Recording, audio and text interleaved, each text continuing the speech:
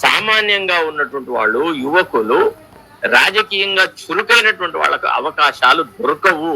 అందుకే ఆయా పార్టీలో ఉన్నటువంటి నిజాయితీ పరులను మేము అడిగేది ఒకటి, let us build a momentum, ఒక రకమైన ఉద్యమం తీసుకొద్దాం, ఈ దొంగలను అందరినీ ఆట కట్టిద్దాం. సరే, వీళ్ళకి ఆర్థిక వనరులు బాగున్నాయి కదా, మరి వీళ్ళతో మనం పోటీ పడగలంటే ఏమీ లేదు. ప్రజలను మార్చగలిగితే ఎంత డబ్బు ఉంటే మాత్రం ఏందండి, ఎన్టీ రామారావు ఎట్లా తీసుకొచ్చినాడు స్ఫూర్తిని. అప్పుడు ఎన్టీ రామారావు తరఫున కంటెస్ట్ చేసిన వాళ్ళలో ఎంతమందికి ఆర్థికమైన బలం ఉండింది? ఏం లేదు. రోడ్ల మీద పోయే వాళ్ళని కూడా ఎమ్మెల్యేలుగా నిలబెట్టి గెలిపించినాడు.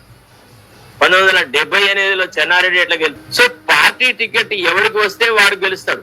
ఇదేదో రేవంత్ రెడ్డి దయాదాక్షిణ్యాలతో వచ్చేది కాదు, రేవంత్ రెడ్డి వ్యవహారాలు చేసేది కాదు, రేవంత్ రెడ్డి టికెట్ ఇచ్చినాడే గెలుస్తాడన్నది లేదు. ప్రజలు ఎవరికి ఏ పార్టీకి పట్టం కట్టాలనుకుంటే ఆ పార్టీ టికెట్ కే ఓటు వేస్తారు తప్ప పార్టీ అభ్యర్థులు ఎవరు అనేదాన్ని వాళ్ళ ముఖం చూడరు.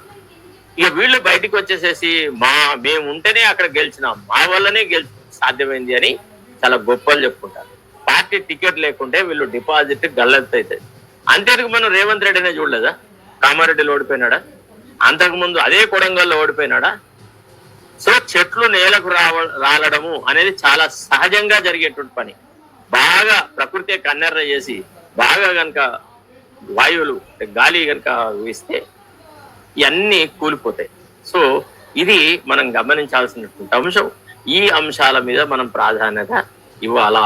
భవిష్యత్తులో కూడా పేద బలహీన వర్గాల వాళ్ళు ఎవరైతే అవకాశాలు దొరకకుండా, అన్ని అర్హతలున్న అవకాశాలు లేకుండా బాధపడుతున్నారో అట్లాంటి యువకులు రాజకీయాల్లోకి రావాలా. చాలా చిన్న చిన్న పార్టీలున్నాయి, వాళ్ళలోంచి వాళ్ళ ద్వారా టికెట్లు పొంది కంటెస్ట్ చేయాలా. ప్రజల దగ్గరికి వెళ్ళి మేము బతిలాడతాం, అయ్యా చూడండి ఇన్నిసార్లు వీళ్ళకి అవకాశం ఇచ్చారు, ఒక కొత్త వాడికి ఇవ్వండి.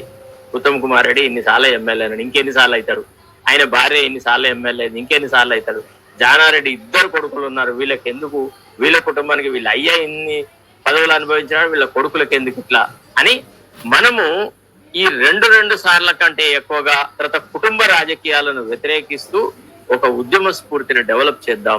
ఈ పబ్లిక్ మీటింగులు, డబ్బుల ప్రమేయం అనేదాన్ని రాజకీయాల మీద తగ్గిస్తే తప్ప ఈ దేశం అభివృద్ధిలోకి రాదు.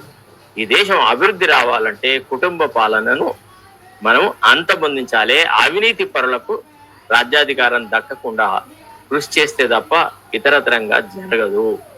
ఇవాళ సంక్షేమ పథకాలు కూడా ఎమ్మెల్యేల దయాదాక్షిణ్యాల మీదనే ఆధారపడి ఉన్నాయి.